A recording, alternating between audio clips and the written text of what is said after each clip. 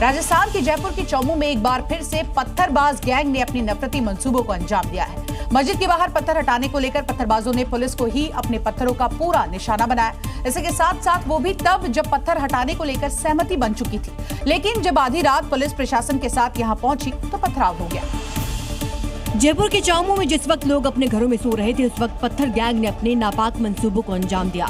Bus stand के पास मस्जिद के बाहर पड़े पत्थर जब पुलिस हटा रही थी, उसी दौरान पहले से ताक लगाए बैठे इन नफरती तत्वों ने पत्थर बरसाना शुरू कर दिया। वीडियो में देखिए कैसे सड़कों पर कट्टरपंथी बेखौफ पत्थर बरसा रहे हैं, मजहबी नारे लगा रहे हैं। कईयों ने अपने चेहरे को नकाब से ढक रखा है ताकि पहचान न हो सके। अचानक हुए इस पथराव के बाद पुलिस की टीम और बुलडोजर को पीछे हटाना पड़ा। हालांकि पुलिस ने कुछ ही आंसू गैस के गोले और लाठीचार्ज कर पत्थर गैंग पर एक्शन लेना शुरू कर दिया। वहीं जयपुर की चौमू की सड़कों पर आधी रात हुए बवाल के सबूत सड़कों पर साफ नजर आ रहा है। जगह जगह पर पड़े ईंट पत्थर इस बात की गवाही दे रहे हैं कि इस गैंग की प्लानिंग पहले से थी और उसी प्लानिंग के तहत पत्थरबाजी को अंजाम दिया गया। चौमू की कलंदरी मस्जिद के सामने सड़कों पर पड़े ये वही पत्थर हैं जो देर रात पुलिस पर बरसाए गए, जिसमें कई पुलिसकर्मी घायल हुए। ये पत्थर यहाँ पर फेंके गए, पुलिसकर्मियों को लगी चोटें, तमाम पुलिसकर्मियों को आई हैं और तमाम जो मार्केट्स है वो यहाँ पर आप देख रहे हैं चारों तरफ दुकानें बंद की गई। मस्जिद के बाहर अतिक्रमण कर लोहे के एंगल गाड़ दिए गए। इन्हीं को हटाने पुलिस पहुंची, जो पूरी सहमति के साथ हो रहा था। लेकिन ये पत्थर गैंग को नागवार गुजरा, लेकिन अब वो पत्थर गैंग अपने बिलों में छिप गया। पथराव हुआ था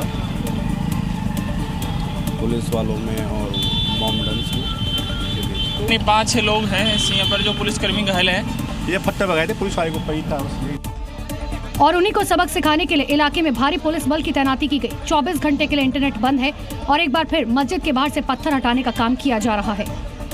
तो वहीं जयपुर के चौमू में पत्थरबाज गैंग अब बिलों में छिप गए। उन्हें इस बात का डर है कि कहीं उनका यूपी के छांगुर और तौकीर जैसा कोई इलाज नहीं हो जाए। लेकिन पुलिस ने भी अब कसम खा ली है कि इन फसादियों को पाताल से भी खोज लाएंगे। ऑपरेशन पत्थरबाज गैंग के तहत अभी तक 80 से ज्यादा लोगों को हिरासत में लिया गया है।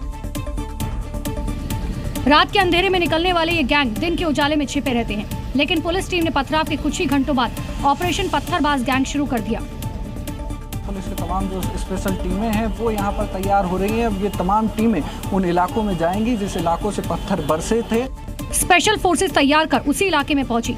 हजारों की संख्या में पत्थरबाजों की सर्चिंग शुरू की गई। टीमें यहाँ पर पहुँच चुकी हैं और पुलिस की टीमें ये देख रही हैं कि क्या तलाशी यहाँ पर ली जा रही है। यहाँ पर जो शीशे कुछ टुकड़े भी पड़े हैं। घरों से लेकर गली कूचों से उत्पादी गैंग के मेंबर्स को खोज निकाला। जो जिस हालात में मिला उसे वहीं से हिरासत में लिया गया। तस्वीरों में देखते जाइए और गिनते जाइए पत्थरबाजों को। जब पकड़ाए तो खुद को बेगुनाह बताने लगे।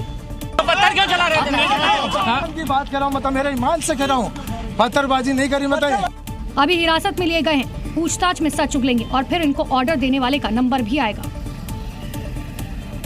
तो वहीं पत्थरबाजी का नया चैप्टर जयपुर के चौमू में लिखा गया, लेकिन इन सब की मोडस ऑपरेंडी एक जैसी है। यानी कि कुछ दिन पहले जैसे सीहोर के अलीपुर में हुआ, वैसा ही जयपुर के चौमू में हुआ। सीहोर के अलीपुर में रात में पत्थरबाजी हुई, ठीक वैसा ही चौमू में भी रात के अंधेरे में हुआ। वहीं दोनों जगह पर पत्थरबाजों ने जमकर मजहबी नारे लगाए। पत्थर के लिए यहाँ पर आप देखिए जो लगातार पत्थरबाजी की जा रही थी। पत्थर कहां से आया, बड़ा सवाल है। पत्थरबाजों के चेहरे नकाब से यहाँ ढके हुए रहते हैं। पथराव के बाद ये अपने अपने बिलों में जाकर छिप जाते हैं।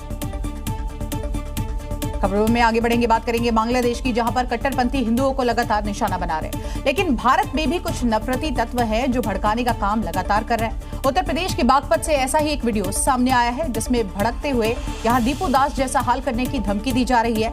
लेकिन शायद वो भूल गया है कि ये उत्तर प्रदेश है, जो कानून का उल्लंघन और भड़काने वालों का हिसाब करना जानती है। लेकिन बागपत के इस शख्स ने ये दोनों ही काम किए हैं। रेहान नाम के शख्स ने दीपू की हत्या को जायज ठहराते हुए भारत में दीपू जैसा हाल करने का नारा बुलंद किया है। जैसे ही पुलिस के हाथ वीडियो लगा, रेहान पर एक्शन शुरू हो गया और कुछ ही देर में आरोपी सलाखों के पीछे पहुंच गया। इससे पहले बदायूं और लखीमपुर खीरी में बांग्लादेश जैसी कट्टरता फैलाने की बात कही थी, लेकिन पुलिस ने उनका इलाज कर दिया। बांग्लादेश में तारिक रहमान के आने के बाद कत्लेआम और भी ज्यादा बढ़ गया है। दीपू दास की हत्या के 7 दिन के अंदर ही एक और हिंदू युवक की यहां हत्या कर दी गई। चोरी के आरोपों में भीड़ ने हिंदू युवक अमृत मंडल को पीट पीट के मार डाला। अमृत यहां रहम की भीख मांगता रहा, लेकिन उसकी एक न सुनी गई और भीड़ ने उसे तब तक मारा जब तक उसकी मौत नहीं हो गई।